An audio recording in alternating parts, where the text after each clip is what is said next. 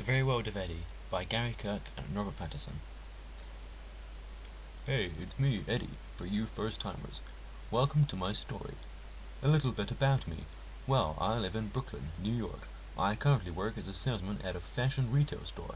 When I'm not working, I enjoy taking a walk through Manhattan, visiting its many sights, stories, and tourist attractions. I'm also an avid subway rider. I use it to go to work and occasionally explore riding a line I usually don't take. I also know how to make lanyards. I love the New York Yankees and Times Square and Walt Disney World in Florida. I have an unfortunate cousin Hector and my best friend in the whole world, Billy.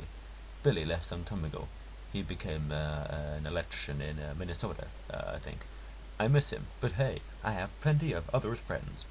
There is the Ghost Rider Club, the Planeteers team, and the Voltron crew. Some people attempt to tell me I imagine my friends, that they are just from TV, but this is preposterous.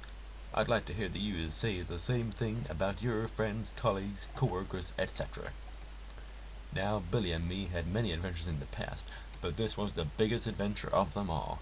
It began when I discovered Xinkipedia, the free online encyclopedia. Anyone can sign up and contribute. I am into computers in a big way, and I thought I would help these poor people by lending them my expert knowledge. Yet they reject me, call me a vandal. You know when you really enjoy doing something, but then somebody stops you from doing it? Like one time I really enjoyed tying Billy up, but when Hector got a ladder, and he climbed into my bedroom during it, he reported it to my mother, so we had to stop. But now this was even worse. I was banned from Xinkipedia for being some execorant vandal. Why did they block you for merely enlightening them to the word execorant? You may indeed ask this. It takes time to get along. People edit these pages from around the world. It can be difficult to fit in. They alleged I was pretending to be Railway Man, Falcon Whore, Third Rail, Let's Go Yankees, Mr. Transit, No Whammies, Best Buy 25, Gyrotel, even a Sunday Driver 33. They also allege that execorant is not a real word. Being an avid subway rider, I feel I am certainly in the rail and about rail switches. An execorant, for you first-timers, is a double crossover switch. But some people attempt to tell me my words are imaginary. I do think Eddie remains a bit confused about what Xinkipedia is and how one should use it, stated someone. Just see his RFA, laughed someone else. On my third day using Xinkipedia, I had indeed requested to become an administrator, that is, someone in authority. And you can guess the result. A tirade of abuse and many votes opposing me. I offered to remove the opposing votes. They sure delete all that I put about execorant when it is right. I had made my request. By the way, since this is for access to premium features, how much would it cost? I asked to mockery and jibes. Xinkipedia is free, idiot! They called. Doesn't seem very free to me. I assured them I am willing to accept this job. You may be willing to accept the job, but we aren't willing to accept you, laughed one. I am alone. I've had a few people delete my new pages just for the fun of it. The opposition becomes intense. Piling on isn't called for here, that's for sure, called Sir Charles Matthews, stopping the vote.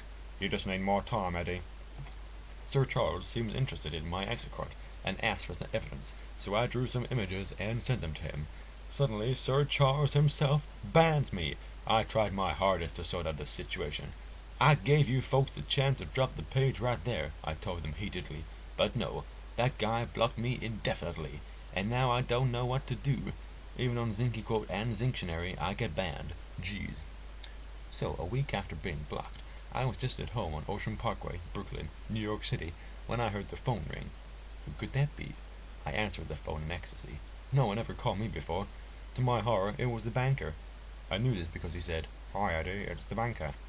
People often call me a banker, but I thought it was a euphemism for something else. But what did the banker want with me? I asked him. What do you want with me? And he replied, giggling, that he wanted to buy my box for $10,000. I was astonished. After all, it was only an empty box of cornflakes me and Billy had played a dirty anyway, it was just a cereal box. But why do you want my box? I asked him, giggling. This better be quick. Johnny was expecting me in less than 10 minutes. I heard him laughing eagerly, and I realized it was Zordon.